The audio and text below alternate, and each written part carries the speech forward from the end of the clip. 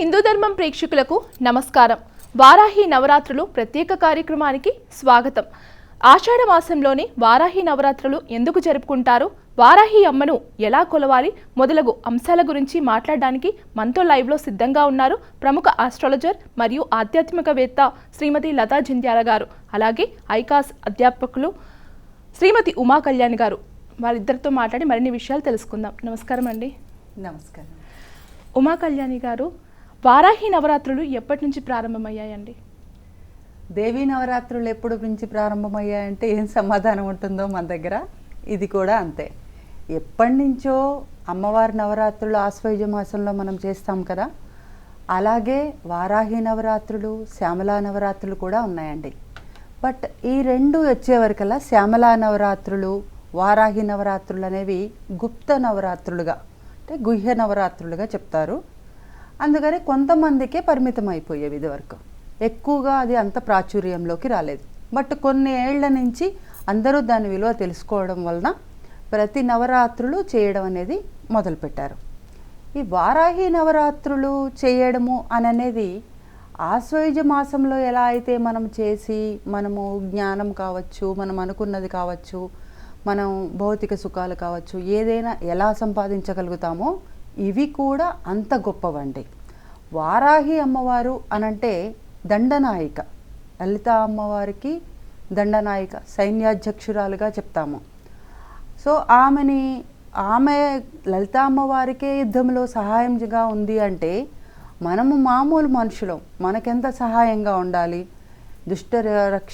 దుష్ట శిక్షణ, మనకి రక్షణ కల్పించటం, అది ఆరోగ్యపరంగా అవ్వచ్చు, లేకపోతే ఏ విధంగానైనా అవ్వచ్చు. అందులో ఈ టైం కూడా వచ్చే వరకు వర్షాలు పడడము, అనేక బ్యాక్టీరియా అవి రావడము, ఇంకా మనం పొలాలు దున్నడం, విత్తనాలు పెట్టడం అవన్నీ కూడా ఇప్పుడే చేస్తాం కదా. వీటి అన్నిటికీ కూడా మనకి అనేక రకాలుగా సహాయపడే అమ్మవారు వారాహి అమ్మవారు.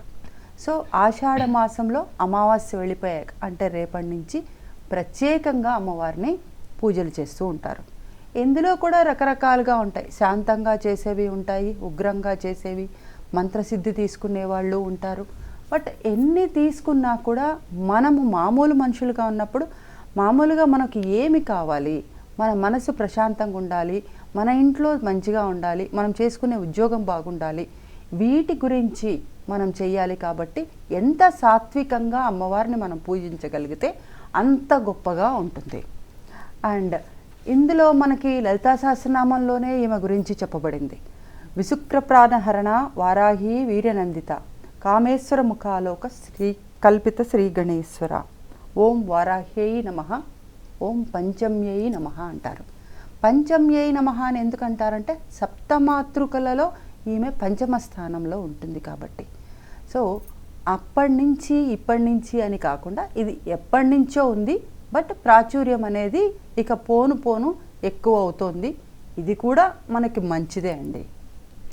లతా గారు, అలాగే వారాహి అమ్మవారు ముఖ్యంగా వరాహ రూపంలోనే ఎందుకు దర్శనమిస్తారు? ఓం శ్రీ గురుభ్యో నమః. ఓం శ్రీ మాత్రే నమః. అమ్మవారి యొక్క రూపం గురించి మాట్లాడుకుంటున్నాం గనక అమ్మ ఏ విధంగా ఉంటుంది అని చెప్పి దుర్వాసుల వారు చెప్పింది ఒకసారి మనం తెలుసుకుందాం. అమ్మవారు ఇక్కడ కిరి రూపంలో ఉంటుంది. అంటే అమ్మవారు ఇక్కడ ఏ విధంగా ఉంది? కోలవదనము.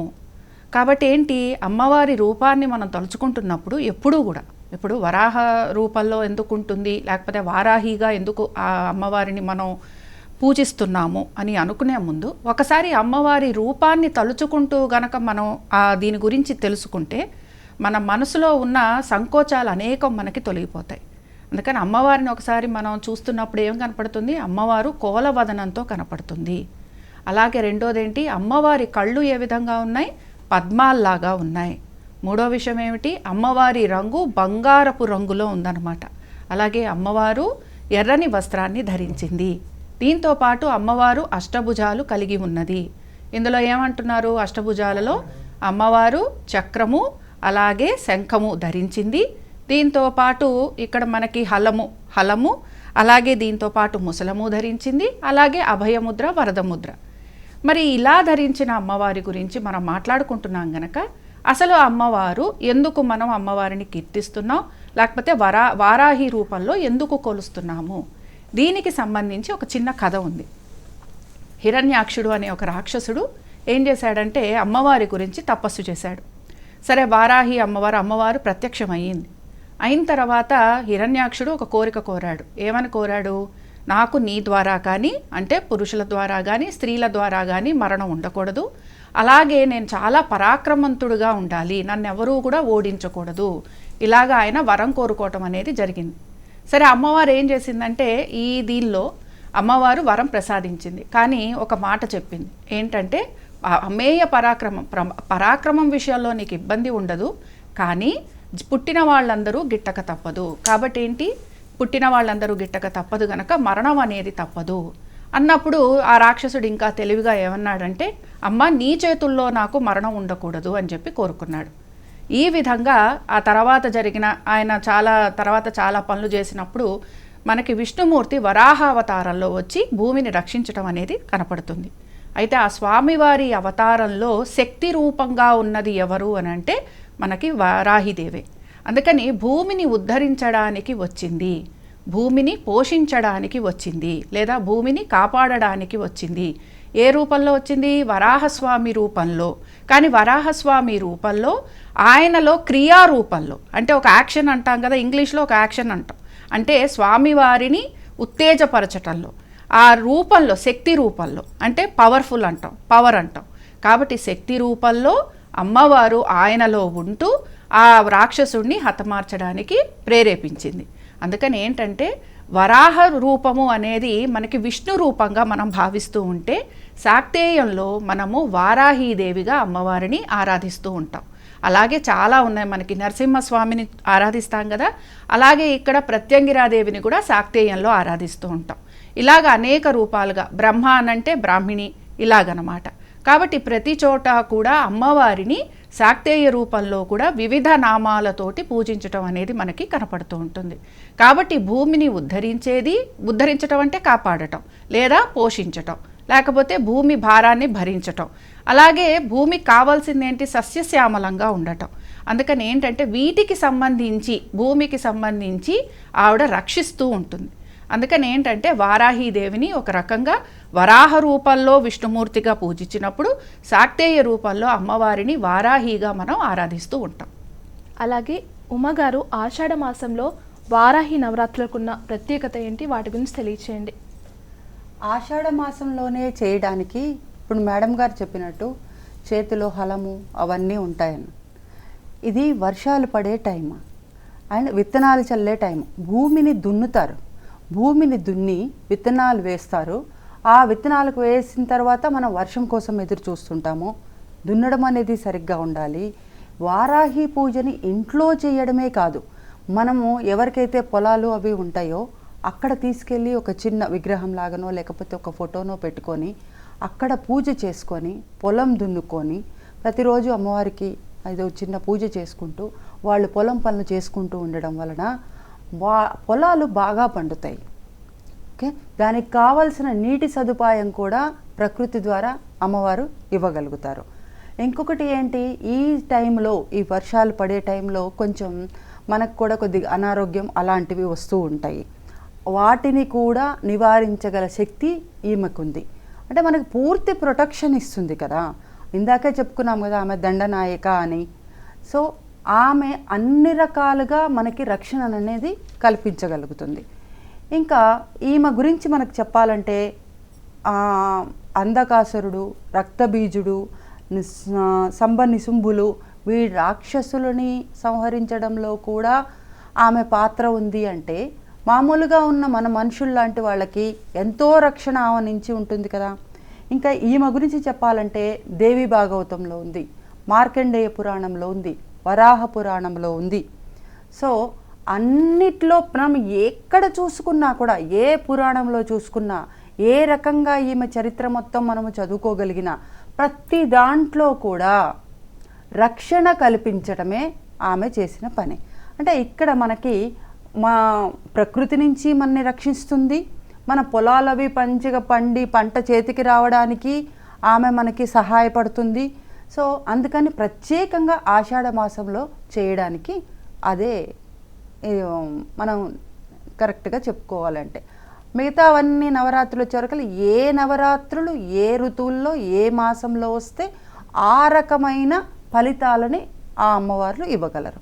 ఈమె ఆషాఢ మాసంలో ఈమెను పూజించడం వలన మనకి అన్ని రకాలుగా ప్రకృతి వైపరీత్యాల నుండి బయటపడతాము మనము. అండ్ మనకి పొలంలో మంచి పంటలు అవి పండడం ద్వారా కూడా మనం శారీరకంగా బాగుంటాము. అండ్ మనకి మనీ పరంగా కూడా బాగుంటుంది. అందుకని మనం ఆషాఢ మాసంలో ఈ వరాహి నవరాత్రులు చేసుకుంటాము. కాలర్ సిద్ధంగా ఉన్నారండి. హలో హలో హలో నమస్తే అండి. నమస్తే మేడం, మేము బెంగళూరుగా మాట్లాడుతున్నామండి. మీ పేరు? జయప్రకాష్ అండి. సరే అండి, లతా గారితో మాట్లాడండి. ఓకే, శ్రీమాత్రే నమః. చెప్పండి. నమస్కారం మేడం. ఏం లేదు మేడం, విగ్రహాలు పెడితే కొద్ది రోజులు పూజ చేసిన తర్వాత మామూలుగా పూజ చేసుకో గదువులు పెట్టుకొస్తే అలా కొంచెం తీసి పెట్టారు. ఇక్కడ వీరు అడిగిన ప్రశ్న ఏదైతే ఉందో ఇది చాలా మందికి ఉపయోగపడే ప్రశ్న అండి. మొదటి విషయం ఏంటంటే ఈ వారాహి అమ్మవారికి 2 ఉన్నాయి. ఒకటి, ఇందాక మనం గుప్త నవరాత్రుల గురించి మాట్లాడుకుంటున్నాం గనక ఈ విషయాన్ని అందరూ తెలుసుకోవాల్సింది. అమ్మవారి విగ్రహాన్ని గనక పెట్టుకుంటే మనము 2 పూటలా కూడా అమ్మవారికి సంబంధించి పూజాది కార్యక్రమాలు చేయాలి. అంటే ఒక రకంగా ప్రాణ ప్రతిష్ఠ చేసినట్టే. ప్రాణ ప్రతిష్ఠ చేసిన తర్వాత అమ్మవారిని ఇంటికి పిలిచిన తర్వాత మా పని అయిపోయింది నువ్వు వెళ్ళిపో అంటే అలా కుదరదు. ఎందుకంటే ఆవిడ దండనాయకి అంటారు ఆవిడ. అంటే ఏంటంటే ఆవిడ ఎలా అయితే వరాల జల్లు కురిపిస్తూ ఉంటుందో అలాగే మనం తగు జాగ్రత్తలు కనుక తీసుకోకపోతే ఆవిడ దండించటం కూడా చేస్తుంది. అందుకనే వారాహి కానీ ప్రత్యంగిర కానీ కొంతమంది అమ్మవార్లని ఎంతో ఉపాసన ఉంటే తప్ప, అంటే గురువుల ఒక సహాయం ఉంటే తప్ప మనము అసలు ఈ ఉపాసనా మార్గంలోకి వెళ్ళకూడదు. ఉపాసనా మార్గం అంటే ఏంటి? మంత్రము, యంత్రము, తంత్రము. అందుకని ఏంటంటే తంత్రమైనా సరే, మంత్రమైనా సరే, యంత్రమైనా సరే, మంత్రము అన్నాము అంటే దీనికి ఖచ్చితంగా గురువుల ఒక ఉపదేశము ఉండి తీరాల్సిందే. లేదు మాకు ఊరికనే ఏదో ప్రయోజనం కోసం చేస్తున్నాము, ఈ 10 రోజులు చేయాలనుకుంటున్నాము అనేవారు ఎవరైతే ఉంటారో వారు అమ్మవారి విగ్రహం కాదు, కలశ స్థాపన కూడా కాదు. వారు ఏం చేయాలి అని అంటే ఫోటో పెట్టుకోవచ్చు. అయితే ఈ ఫోటో కూడా 10 రోజులు పూర్తయిపోయిన తర్వాత అక్కడి నుంచి తీయడానికి వీల్లేదు. ఇప్పుడు మనం ఎలా అయితే వెంకటేశ్వర స్వామి ఫోటో పెట్టుకున్నాం, ఏదో 7 శనివారాల వ్రతం చేస్తున్నాం, శనివార వ్రతం అయిపోగానే తీసేస్తామా? తీయం కదా. అలాగే ఇక్కడ కూడా గమనించాల్సింది ఏంటంటే అమ్మవారి ఫోటో తీయడానికి వీల్లేదు. అలాగే నిత్యము కూడా అమ్మవారిని ఆరాధించాల్సిందే. 10 రోజులు అయిపోయిన తర్వాత కూడా అమ్మవారిని ఆరాధించాలి. అందుకని ఏంటంటే మీరు గనక ఉట్టిగా మేము పూజ చేసుకుంటాము అంటే ఏంటి? ఉపాసన చేయం, మామూలుగా పూజ చేసుకుంటాం. మాకేదో కోరిక ఉంది, ఇల్లు కావాలి, స్థలం కావాలి, లేక మేము కన్స్ట్రక్షన్ బిజినెస్లో ఉన్నాం, కన్స్ట్రక్షన్స్ నడవట్లేదు, ఇలాంటివేవో కోరికలు ఉన్నాయి. ఇలాంటప్పుడు ఏం చేస్తారంటే ఒక పసుపు ముద్ద తయారు చేసుకోండి. ఆ పసుపు ముద్దకే రోజు పూజ చేసుకోండి. 10 రోజులు కూడా చేసుకోవచ్చు. చేసుకున్న తర్వాత ఆ పసుపు ముద్దని చక్కగా మీరు ఏం చేస్తారంటే స్త్రీలు అయితే వారి మొహానికి దానికి రాసుకొని స్నానం చేయొచ్చు, పురుషులైతే చక్కగా దాన్ని తిలకంగా ధరించవచ్చు. అంతే తప్ప ఫోటో పెట్టుకుంటే దాన్ని నిత్యము కూడా మనం ధూపదీప నైవేద్యాలు సమర్పించాల్సిందే. విగ్రహారాధన మాత్రం వారాహీదేవి విషయంలో ఊరికేనే చేసుకుంటాము అని అంటే, అదే మాకు గురువుగారి ఉపదేశం ఉంది, మేము గుప్త నవరాత్రులలో అమ్మవారి మంత్రం చేసుకుంటాము అనే వారి విషయం మాత్రం వేరు. వారు విగ్రహాన్ని పెట్టుకోవచ్చు, వారు అభిషేకం చేసుకోవచ్చు, మిగతావన్నీ కూడా చేసుకోవచ్చు. యంత్రం కూడా అంతే. యంత్రం విషయానికి కూడా నిత్యము ధూపదీప నైవేద్యాలు అవసరం. అలాగే అమ్మవారి అష్టోత్తర సహస్రనామాలు అవసరం, అమ్మవారికి మంత్రం అవసరం. ఇవన్నీ ఉన్నవాళ్ళు మాత్రమే చెయ్యాలి. ఈ విషయాన్ని వారాహి నవరాత్రులు ఎవరైతే జరపాలనుకుంటున్నారో వాళ్ళందరూ గమనించుకోవాలి. మామూలుగా పూజ చేసుకుంటామంటారా? నిత్యము రోజు పూజ చేసుకుంటాం అన్నప్పుడు అమ్మవారి సహస్రనామాలు కానీ అష్టోత్తరం కానీ లేకపోతే అమ్మవారివి 12 నామాలు ఉన్నాయి. ఆ 12 నామాలు చదువుకున్నా కూడా చాలా మంచి ఫలితాలు వస్తాయి మనకి. సో వారాహిదేవివి 12 నామాలైనా సరే చదువుకోవచ్చు, ఇబ్బంది ఏమీ ఉండదు. మరో కాలర్ సిద్ధంగా ఉన్నారండి. హలో హలో హలో నమస్తే అండి. నమస్తే మేడం. మీ పేరు? మా పేరు రేణుక అండి. ఎక్కడి నుంచి కాల్ చేస్తున్నారు? మేము అనంతపురం నుంచి కాల్ చేస్తాము. సరే అండి, ఉమా గారితో మాట్లాడండి. మాట్లాడండి, లైన్లో ఉన్నారు. హలో హలో చెప్పండి అమ్మా. హలో కాదు మేడం, ఇప్పుడు వారాహి నవరాత్రి చేసుకోవాలనుకుంటాం కదా మేడం, అప్పుడు ఆటంకాలు వస్తే ఎప్పటి నుంచి చేసుకోవాలి? మళ్ళీ ఆటంకం వస్తే మనకి 5వ రోజు నుంచి మొదలుపెట్టి మళ్ళీ చేసుకోవచ్చమ్మా. మీరు మొదటి రోజు చేశారు, తెల్లవారు ఏదైనా ఆటంకం వచ్చింది, మళ్ళీ 5వ రోజు స్టార్ట్ చేయండి. అలా కాదు, నాకు అసలు అనుమానంగా ఉంది, ఎప్పుడు వస్తుందో ఇంట్లో నాకు తెలియదు అని అనుకున్నప్పుడు లాస్ట్ 3 డేస్, ఫస్ట్ 3 డేస్ మీ అవకాశాన్ని బట్టి మీరు చేసుకోండి. మనం నవరాత్రులు ఎప్పుడైనా అలాగే చేస్తాం కదా, చేసుకోవచ్చండి. ఓకే. కాదు మేడం, ఇప్పుడు వారాహి నవరాత్రి పూజలో షోడశోపచార పూజలు అంటారు కదా మేడం, అవి రాకపోతే ఎట్లా చేయాలి? రాకపోయినా మీకేం పర్వాలేదండి. అక్కడ ఒక బుక్లో మనకి ఏదైనా షోడశోపచార పూజ అంటే ఎవరి అష్టోత్తర నామాలు చేస్తున్నా కూడా ముందు ఉంటుంది కదా, దాన్ని మనసులో అనుకోండి. అర్ఘ్యం సమర్పయామి, పుష్పం సమర్పయామి అని అనుకున్నప్పుడు మనసులో అనుకోండి. మనం నీళ్లు ఇస్తున్నట్టు, కాళ్ళు కడుగుతున్నట్టు, ఇవన్నీ ఒకటి ఆ పదం చదవగానే దానికి మీరు మనసులో అనుకోండి, మీరు ఆ చేసినట్టుగా. సింహాసనం సమర్పయామి అంటే ఆమెకు సింహాసనం వేసి కూర్చోబెట్టినట్టుగా. ఇలా మనసులో భావన అనేది బాగా కలిగించుకోండి. చేసినప్పుడు చాలా మనకి మానసిక పూజే ఎక్కువ వాల్యూ అండి, దానికే ఎక్కువ ఫలితం కూడా ఉంటుంది మనకి. అట్లాంటివి చేసి మీరు లలితా సహస్రనామంలో ఉన్న ఒక చిన్న లైన్ ఉంది కదా, విశుక్ర ప్రాణహరణ వారాహి వీర్యనందిత కామేశ్వర ముఖాలోక కల్పిత శ్రీ గణేశ్వర. దీన్ని మీరు ఎన్నిసార్లు చదువుకోగలిగితే అన్నిసార్లు చదువుకోండి. ఓం శ్రీ వారాహ్యై నమః లేదా ఓం పంచమ్యై నమః, ఇది ఇలా 21 సార్లు, 54 సార్లు, 108 సార్లు అలా చదువుకోండి. తెల్లవారుజామున కానీ రాత్రి కానీ చదివినప్పుడు దాని ఫలితం కూడా మంచిగా ఉంటుంది. ఒకవేళ మీరు అనుకున్న రోజు చేయలేకపోతే దాన్ని ఆపండి, మళ్ళీ తర్వాత చేసుకోండి. ఏం ప్రాబ్లం లేదమ్మా దీనివల్ల. మరో కాలర్ సిద్ధంగా ఉన్నారండి. హలో హలో, కాల్ కట్ అయినట్లుందండి. లతా గారు, హలో. హలో, నమస్తే అండి. నమస్తే అండి. మీరు టీవీ వాల్యూమ్ తగ్గించాలమ్మా. మీ పేరు, ఎక్కడి నుంచి కాల్ చేస్తున్నారు? ఓకే ఓకే, తగ్గిస్తున్నా. చెప్పండి అమ్మా మీ పేరు. నా పేరు లలిత అండి. ఎక్కడి నుంచి కాల్ చేస్తున్నారు? హైదరాబాద్ నుంచి చేస్తున్నా. మీ సందేహం ఏంటమ్మా? మా అమ్మాయి మ్యారేజ్ కోసం పూజ ఎలా చేయాలో తెలుసుకుందామని. తప్పకుండా అండి, లతా గారితో మాట్లాడండి. శ్రీమాత్రే నమః. లైన్లో ఉన్నారండి, మాట్లాడండి. మా అమ్మాయి మ్యారేజ్ కోసం చేద్దాం అనుకుంటున్నాము పూజని, ఎలా చేయాలో తెలుసుకుందామని. అమ్మా, వివాహం జరిపించాలి అన్న ఆలోచన బాగుంది, కానీ ఇప్పుడు ప్రత్యేకించి ఒక్కొక్క అమ్మవారికి సంబంధించి ఒక్కొక్క విశిష్టత ఉంటుంది. మనం ఏ కోరికతో చేస్తున్నాము అనేది అక్కడ ప్రాధాన్యం. ఇప్పుడు ఇక్కడ నేను అమ్మవారిని వివాహం కోసం చెయ్యొద్దు అని నేను చెప్పను, కానీ అమ్మవారి విశిష్టత ఏమిటి అనేది తెలుసుకోవాలి. అమ్మవారిని దండనాథగా మనం పోలుస్తున్నాం. అంటే అమ్మవారు దండనాథ అంటున్నాం. అంటే ఏమిటి? అమ్మవారు అంటే త్రిపుర సుందరికి, ఆ లలితా అమ్మవారికి సైన్యాధ్యక్షురాలు అంటున్నాం. అంటే సైన్యాధ్యక్షురాలు అని అంటే ఆవిడ ఏం చేస్తుంది? ఆవిడ యుద్ధానికి వెళ్తుంది. ఎప్పుడైతే లలితా త్రిపుర సుందరి యుద్ధానికి వెళ్తోందో ఆవిడ చుట్టూరా అంటే 4 వైపులా కూడా 4 రథాలు ఉన్నాయి. అందులో ఒక రథంలో మనకి రాజశ్యామల కనపడుతుంది, ఒకవైపు మనకి వారాహీదేవి, ఒకవైపు మనకి ఎవరుంటారు అని అంటే అశ్వారూఢాదేవి ఉంటుంది. అలాగా ఈ 4 వైపులా ఉన్న ఈ అమ్మవార్లతోటి కలిసి లలితా త్రిపుర సుందరి భండాసురుడు అనే రాక్షసుడిని వధించడానికి వెళ్ళింది. అయితే అసలు అమ్మవారిని మనం ఎందుకు కొలుస్తున్నాము అని అంటున్నప్పుడు ఎటువంటి అనారోగ్యాలున్నా భూ సంబంధంగా మనం ప్రతి చోట ఏమంటున్నాం? వరాహ రూపము దేనికి సంబంధించింది? భూమిని కాపాడింది, వరాహము అని అంటున్నాం. అన్నప్పుడు వరాహ రూపంలో ఉన్న అమ్మవారు ఏ పనులు చేస్తుంది అనేది మనం చూసుకోవాలి. అంతేగాని మా అమ్మాయికి పెళ్లి చేయాలనుకుంటున్నాను, నేను వారాహిదేవిని కొలవనా అంటే కొలవద్దు అని చెప్పం. కానీ మనకి దేనికోసం చేస్తున్నాం? అమ్మవారి యొక్క విశిష్టత ఏమిటి? అమ్మవారిని కొలవాలి అని అనుకుంటే అమ్మ మీరేం చేస్తారంటే వరాహ రూపంలో కూడా అమ్మవారిని కొలవచ్చు. కానీ ఇక్కడ ఇంకొక విషయం ఉంది, స్త్రీలు ముఖ్యంగా. ఎందుకంటే వరాహ రూపంలో అమ్మవారిని వారాహిగా కొలుస్తున్నప్పుడు ఆవిడ కొంచెం ఉగ్ర రూపంలో ఉంటుంది. ఎందుకు? యుద్ధానికి వెళ్ళేటప్పుడు నవ్వుకుంటూ తుళ్ళుకుంటూ పోం. యుద్ధంలో ఉన్నప్పుడు కోపావేశాలు ఎక్కువగా ఉంటాయి. ఆ కోపావేశాలలో ఉన్న అమ్మవారిని ఒక రకంగా మనం ఆరాధిస్తూ ఉంటాం. అమ్మవారికి వివిధ రూపాలని మనం మాట్లాడుకుంటున్నా అందులో విశేషంగా మనము ఆవిడకి సంబంధించి ఇంకొక 2 రూపాలు కూడా చెప్తూ ఉంటారు. శత్రునాశిని అని చెప్పి చెప్తూ ఉంటారు. అందుకని ఏంటంటే అమ్మవారిని కొలుస్తున్నప్పుడు ఇప్పుడు అదే రాజశ్యామల అన్నాం అనుకోండి, రాజశ్యామల అమ్మవారిని వివాహం గురించి కొలవచ్చు. పెళ్లి కావాలనో లేకపోతే మా అమ్మాయికి ఏదైనా మంచి సంబంధం రావాలనో ఇలా మీరు రాజశ్యామల అమ్మవారిని కొలవచ్చు.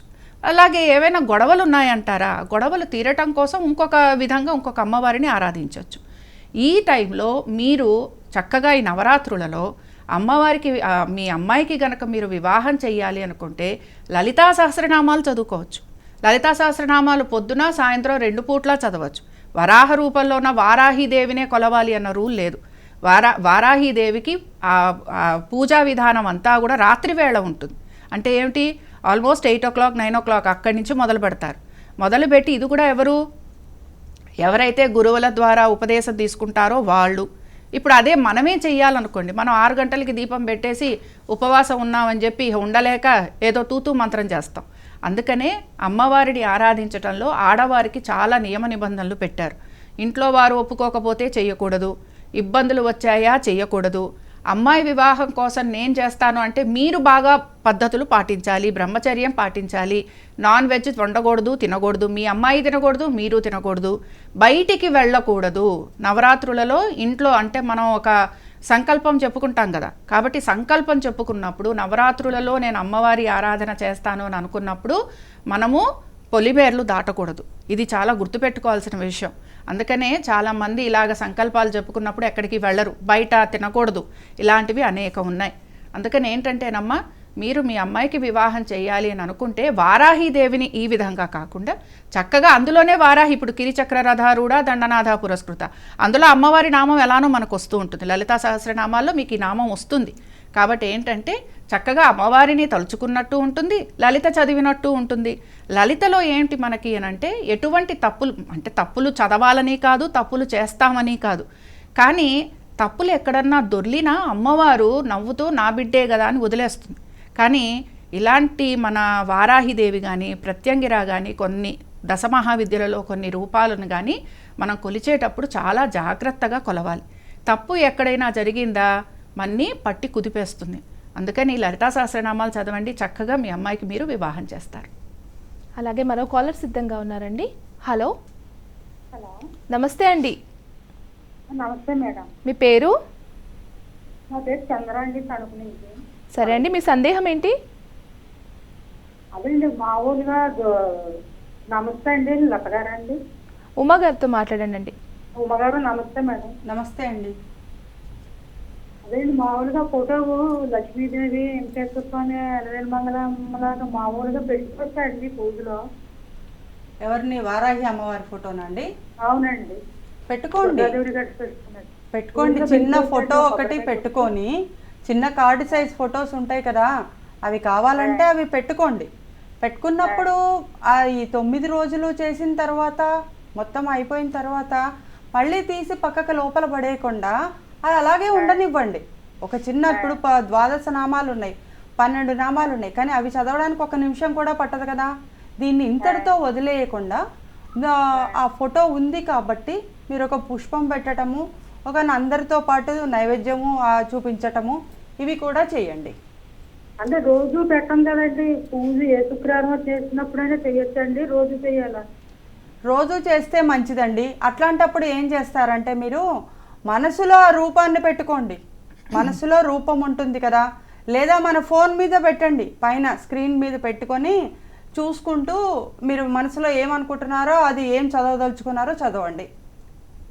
మన వాల్పేపర్ లాగా పెట్టుకుంటాం కదా, ట్యాబ్లోనో లేకపోతే కంప్యూటర్లోనో లేకపోతే మన ఫోన్లోనో అలా, లేదా ఒకసారి చూస్తే మన మనసులో రూపం వస్తుంది కదండి, అట్లా చూసుకుంటూ అయినా చదువుకోండి మీరు ఏం చదవదలుచుకున్నారో అది. అలాగని మనం ఫోటోలు విగ్రహాలు పెట్టినప్పుడు ప్రతిరోజు మనము ధూపదీప నైవేద్యాలు పెట్టాల్సి వస్తుందండి. అందుకని లత గారు, ఈ అమ్మవారిని ఉగ్రశక్తి స్వరూపం అంటారు కదండి, నిజమేనా అండి? అమ్మవారి ఆరాధన చేస్తున్నప్పుడు మామూలుగా మనం చూసే ఫొటోస్లో వాటిల్లో ఇందాక నేను చెప్పినట్టుగా అమ్మవారు చక్కగా మనకి అభయముద్రలో కనపడుతూ ఉంటుంది. కానీ అమ్మవారికి అనేక రూపాలు ఉన్నాయి. ఆ అనేక రూపాలలో మొదటి రూపం ఏమిటి అని అంటే బృహత్ రూపం అంటారు, బృహత్ వారాహి అంటారు. ఈ బృహత్ వారాహి ఏదైతే ఉందో ఇది కంపల్సరీగా గురువుల ఒక శిక్షణలో లేకపోతే గురువుతోటి నడుస్తూ గురువుగారి ఉపదేశంతో మాత్రమే మనం చెయ్యాలి. ఏది ఇప్పుడు మనం మాట్లాడుతున్న బృహత్ వారాహి, దీన్నే మహావారాహి అని కూడా అంటారు. ఇంకా రెండోది ఏమిటి అని అంటే లఘువారాహి అంటారు. శీఘ్రంగా ఫలితాలను ఇస్తుంది. అంటే మనం ఏది కోరుకుంటే అది ఆవిడకి సంబంధించిన పూజా విధానం చేసుకోవటము, మంత్రం యంత్రం తంత్రం చేయటము, దానికి సంబంధించిన నియమ నిబంధనలు ఫాలో అవడము, అంటే పాటించడము, అలాగ చేసుకోవడం వలన అమ్మవారు శీఘ్రంగా మనకి ఫలితాలను ఇస్తుంది. ఇంకా మూడోది ఏమిటి అని అంటే స్వప్న వారాహి. దీని మీద మనకి చాలా చాలా ఇన్ఫర్మేషన్ ఉంది. కానీ గమనించాల్సింది ఏమిటంటే మనం అన్నీ కూడా అమ్మవారి ఒక ఉగ్ర రూపంలోనే అమ్మవారిని ఆరాధిస్తూ ఉంటాం. అంటే ఏంటంటే అమ్మవారి స్వరూపం మాట్లాడుకుంటున్నాం. ఇప్పుడు కొంతమంది శాంత స్వరూపంలో ఉంటారు, కొంతమందికి ఊరికే కోపం వస్తుంది. అమ్మవారు ఎవరు? సైన్యాధ్యక్షురాలు, అది మర్చిపోకూడదు. అందుకని మనం చేసే పని కొంచెం అటు ఇటు అయిందంటే అమ్మవారి యొక్క ఉగ్ర రూపాన్ని కూడా మనం చూడాల్సి వస్తుంది. అంతే. అందుకని ఏంటంటే స్వప్న వారాహి ఎవరైతే చేస్తున్నారో వారు కూడా గురుముఖత మంత్రం తీసుకొని మాత్రమే చేయాలి. అలాగే స్వప్న వారాహి కానీ లేకపోతే బృహత్ వారాహి కానీ ఇలాంటివి ఆడవారు చేయకపోవడం మంచిది. ఎందుకు మంచిది, ఎందుకు ఆడవారు చేయకూడదు అని అంటే ఆడవారికి ఉండే రకరకాల సమస్యల్లో ఇది కూడా ఒక సమస్యగా మారకూడదు. కనుక ఆడవారు ఎంతైనా మగవాళ్ళకి అవసరమే, కానీ ఆడవారు ఎంతైనా కూడా కొంచెం సౌమ్యంగా ఉంటే అనేక పరిస్థితులను వాళ్ళు అంచనా కరెక్ట్గా వేయగలరు. మగవాళ్ళ కంటే కూడా అండర్స్టాండింగ్ విషయంలో ఆడవారు తొందరగా పరిస్థితిని అవగాహన చేసుకోగలరు. మనం గనక ఇలాంటివి చేయడం మొదలు పెడితే ఆడవారిలో కూడా కోపావేశాలు ఎక్కువైపోతాయి. కోపావేశాలు ఎక్కువ అవుతున్న కొద్దీ ఏమవుతుందంటే మనకి కంట్రోల్ చేసుకోవటం కూడా రాదు. ఎందుకంటే హార్మోన్స్ అనేవి ఒకటి కూడా ఆడవారికి పనిచేస్తూ ఉంటాయి కనుక వాళ్ళకు వచ్చే ఇబ్బందులు అనేకం ఉంటాయి కనుక. ఇంకా చివరిగా మనకి 2 వారాహులు ఉన్నాయి. ఇందాక మీరు అడుగుతున్న ఉగ్ర రూపంలో ఎందుకు ఉంటుంది అని.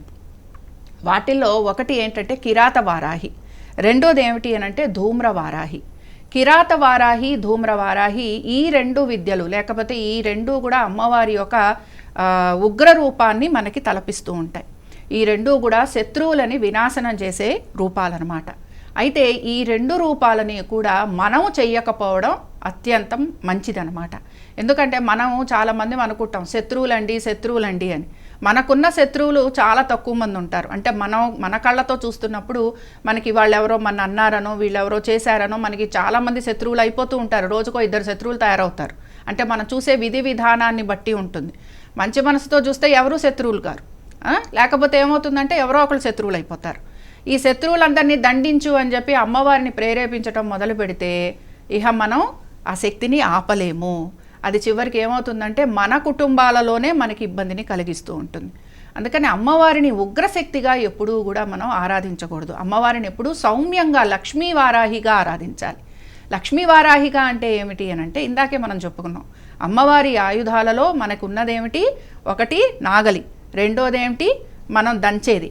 కాబట్టి ఏమవుతుంటుంది, ఇవి 2 ఎందుకు అనంటే అమ్మవారిని మనము ఒక రకంగా భూదేవితోటి మనము కంపేర్ చేస్తున్నాం. అంటే భూదేవిని ఆవిడ రక్షిస్తుంది, అలాగే ఉద్ధరిస్తుంది, భూమికి కావలసినవన్నీ సమకూరుస్తుంది. అందుకని ఏమిటి, ఎప్పుడైతే నాగలి పట్టుకొని ఉందో నాగలితోటి భూమిని దున్నుతాం కదా, దున్నినప్పుడు మనకి పంట పండుతుంది కదా, ఆ పంటని మనము అన్నంగా మార్చుకుంటాం. ఎలాగా? దంచి మార్చుకుంటాం.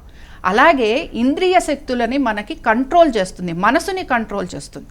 ఇప్పుడు ఇక్కడ మనం గమనించాల్సింది ఏంటంటే జ్ఞానశక్తిగా మనం రాజశ్యామలని చూస్తే, ఇచ్ఛాశక్తిగా మన లలితా అమ్మవారిని చూస్తే, క్రియాశక్తిగా మనము వారాహి అమ్మవారిని చూస్తూ ఉంటాం.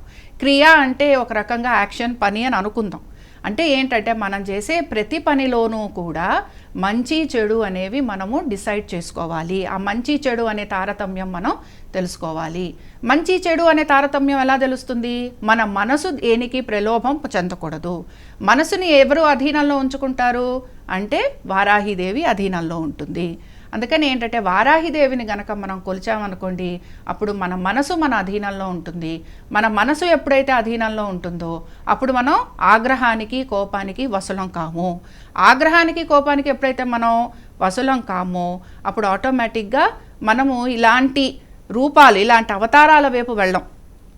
అప్పుడు ఏం ఆలోచిస్తామంటే లోకానికి అంతటికీ కూడా సుభిక్షంగా ఉండాలి, లక్ష్మీ వారాహిగా మనం అమ్మవారిని ఆరాధించాలి అని చెప్పి అమ్మవారిని ఆ రూపంలో ఆరాధించటం మొదలు పెడతాం. ఎందుకు? అందరికీ శుభం కలుగుతుంది, అందరికీ లక్ష్మీప్రదం, అంతే కదా. ఇప్పుడు భూమి పండి చక్కగా పంట వస్తే రైతుకు ఎంత ఆనందమో మిగతా వాళ్ళందరికీ కూడా అంతే ఆనందం. దేశం సుభిక్షంగా ఉంటుంది. అందుకని వారాహీదేవిని ఎప్పుడూ కూడా ఉగ్ర రూపాలలో ఆరాధన చేయకూడదు.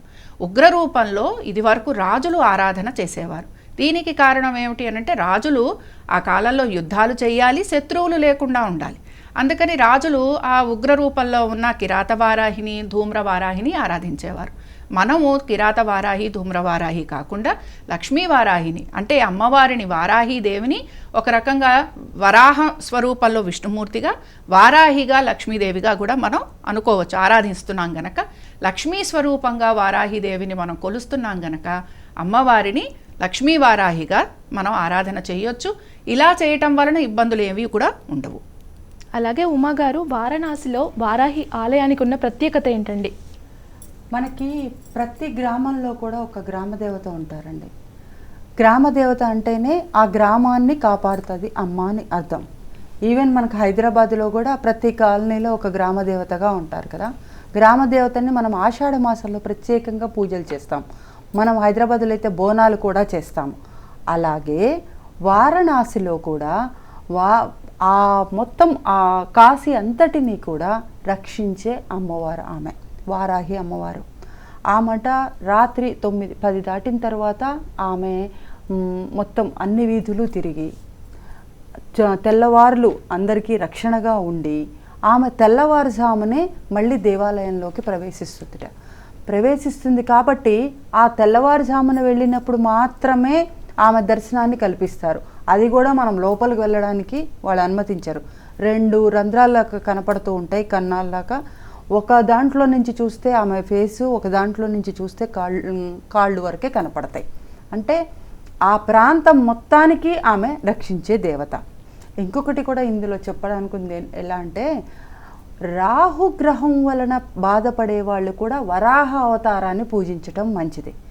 సో కొంతమంది రాహు ప్రాబ్లం ఉన్నవాళ్ళు, కొంత గ్రహ బాధలు ఉన్నవాళ్ళు ఉంటారు ఎక్కువ మంది.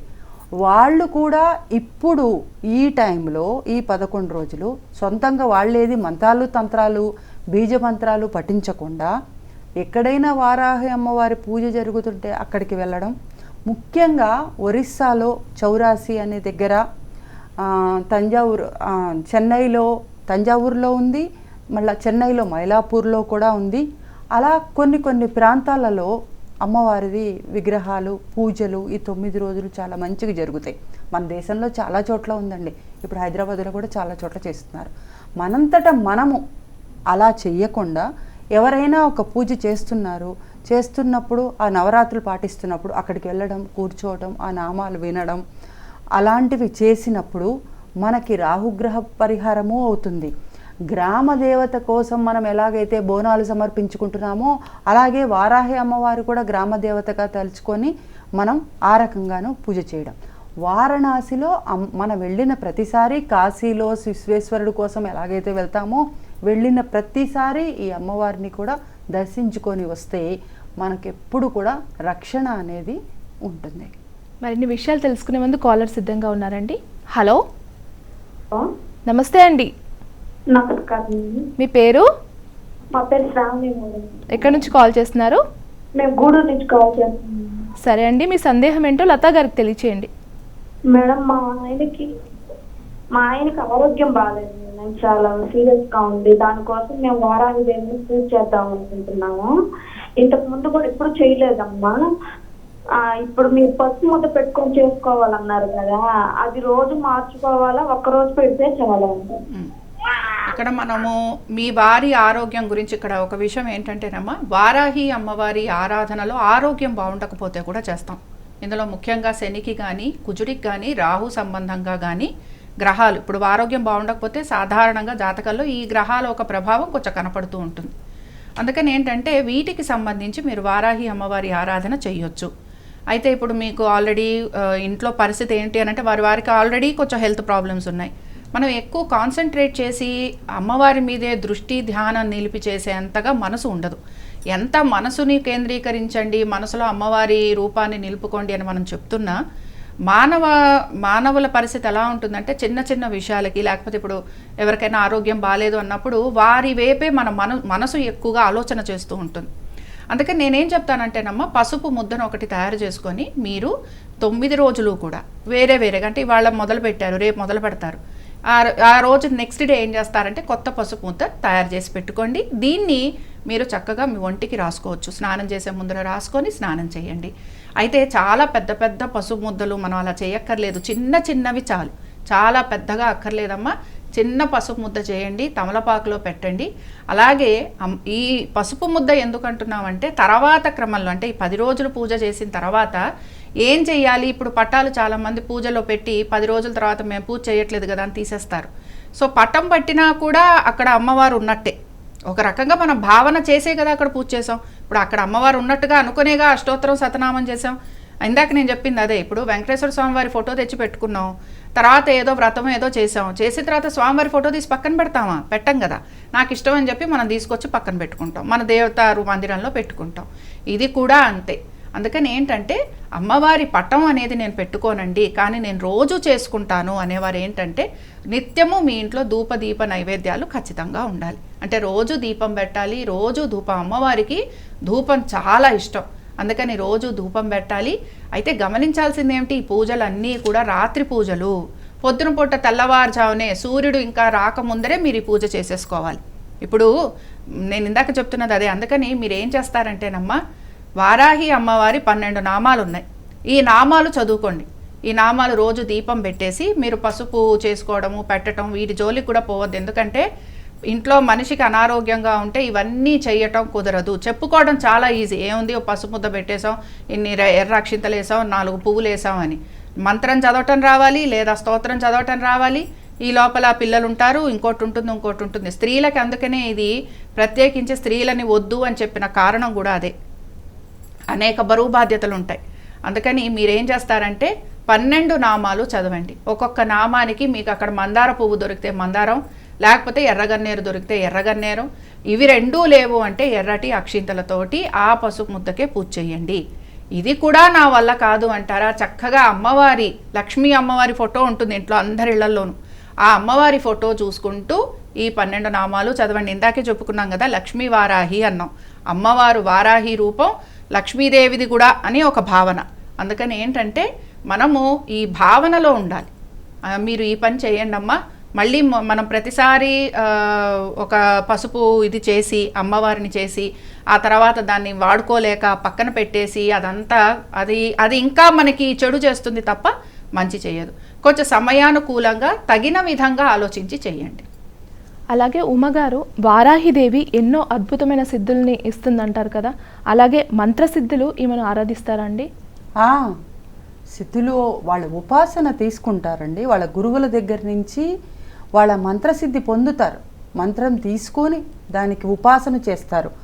30 మంత్రాలు 30 యంత్రాలు ఉంటాయట ఈమెకు సంబంధించినవి. అవి చాలా కఠినంగా ఉంటాయండి. మనం ఇప్పుడు స్వామి అయిన మన పవన్ కళ్యాణ్ గారు చేస్తున్నారు 11 రోజులు అంటేనే మనకి యూట్యూబ్లో ఎన్నో చెప్తున్నారు. నిజానికి ఆయన ఏం చేస్తున్నారో, ఎంత గొప్పగా చేస్తున్నారో అందులో కొంతవరకైనా మన దాకా వస్తుంది కదా. అంటే చాలా నియమాలు పాటించాలి. మగవాళ్ళకి చాలా వరకు నియమనిష్టలతో ఏది చేసినా కూడా వాళ్ళకి ఈజీ అయిపోతుందండి.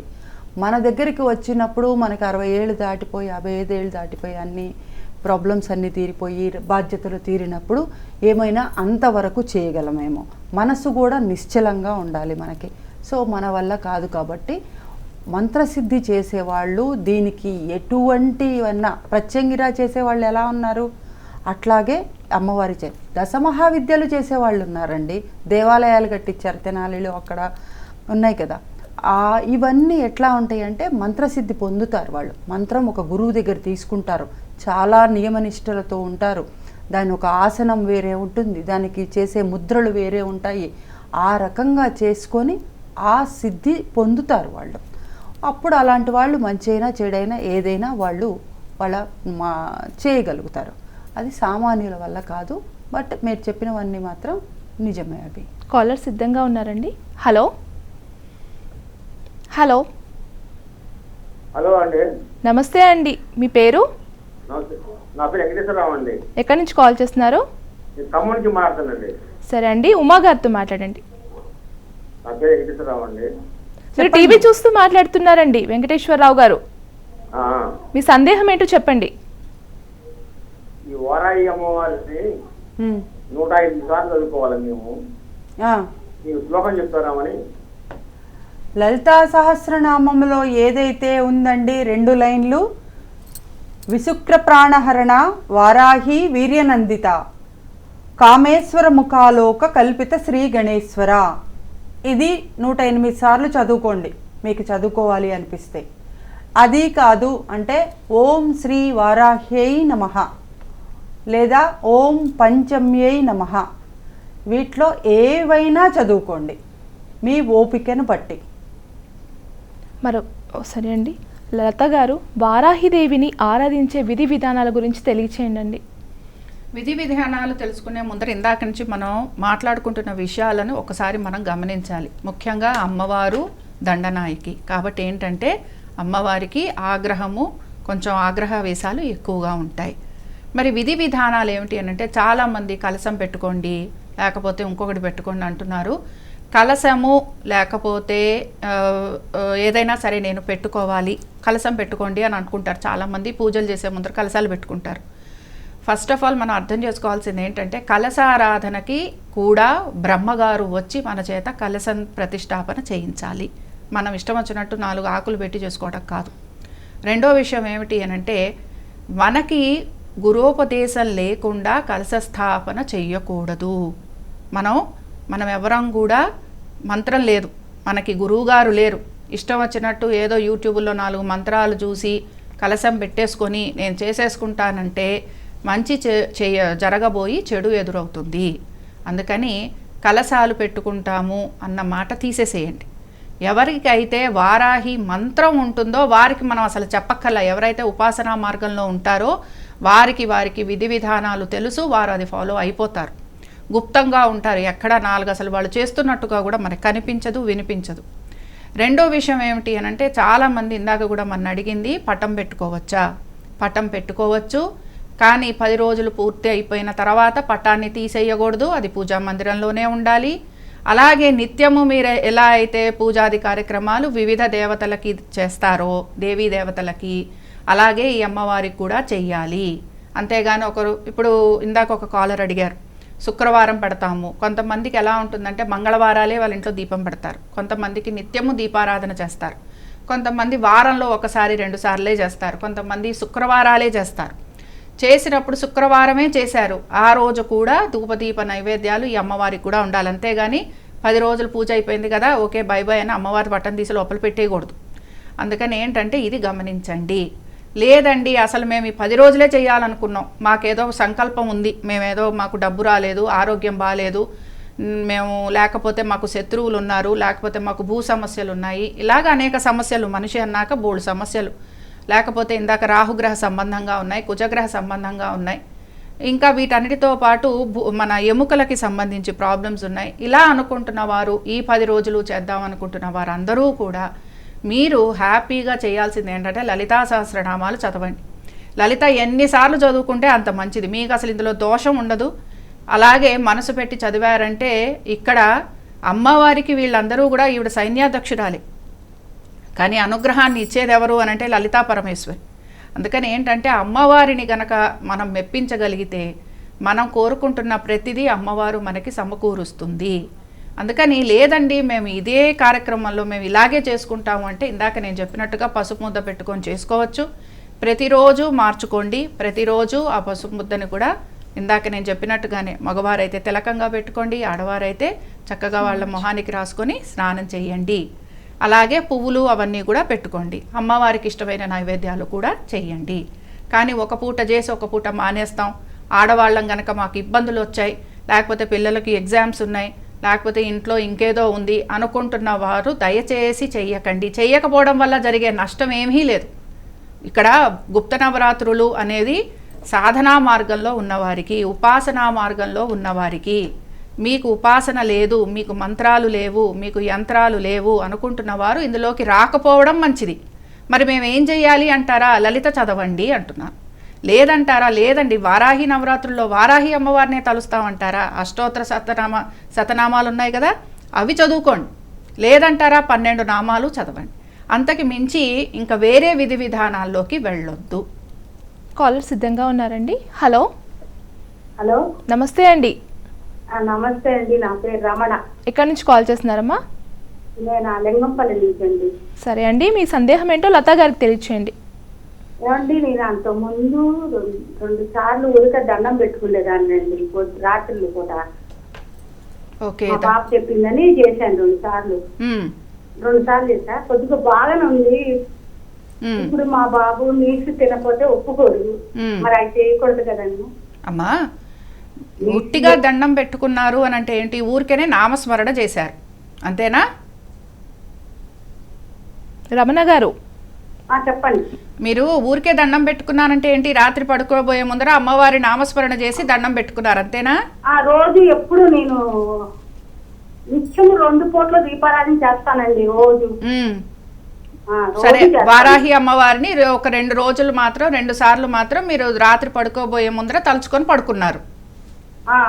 తప్పేమీ లేదమ్మా.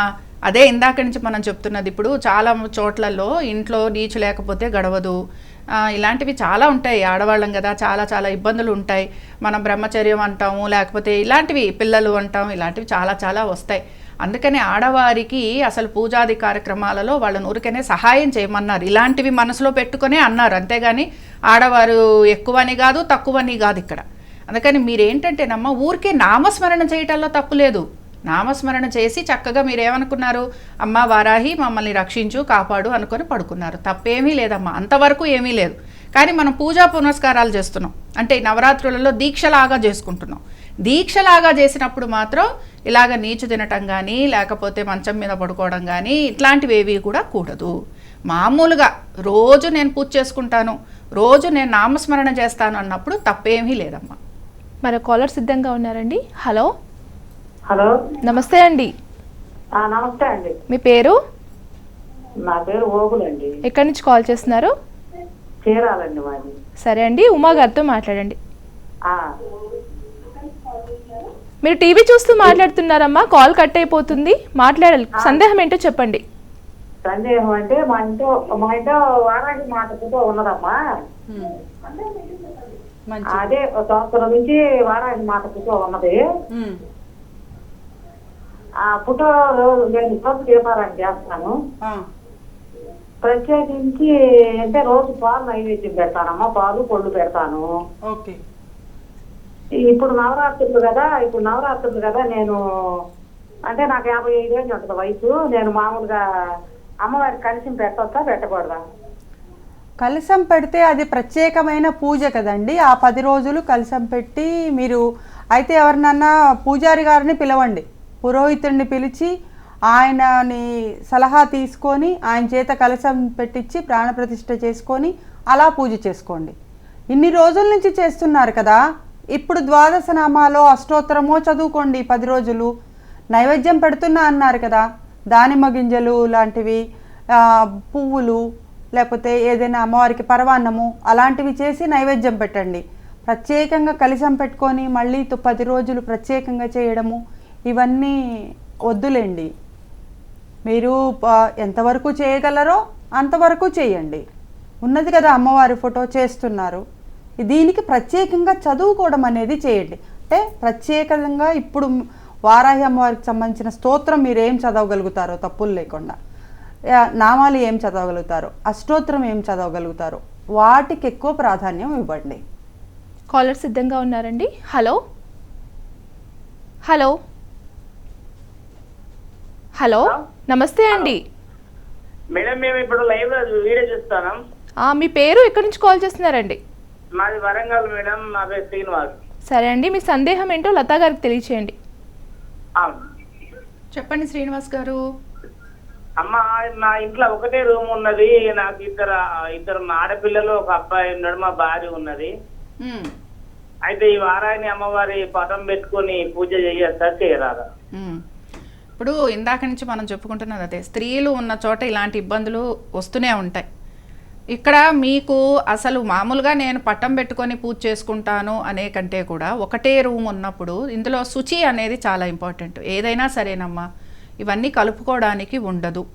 ఎందుకంటే ఎవరికో ఒకటి ఏదో ఒక ఇబ్బంది అయితే ఉంటుంది కదా. అలాగే వీరు కూడా తెల్లవారుజామునన్నా చేయాలి, సూర్యోదయం కాక ముందరన్నా చేయాలి, సూర్యోదయం అయిన తర్వాతన్నా చేయాలి. ఒక రూమ్లో శుచిగా నేను చేసుకునే గంట 2 గంటలు కూడా ఇలాంటి ఇబ్బందులు లేకుండా ఉండాలి. ఇప్పుడు రాత్రిపూట పూజ, ఈ ఆడవారందరినీ ఎక్కడ పంపించేస్తాం? రూమ్ ఒకటే కదా.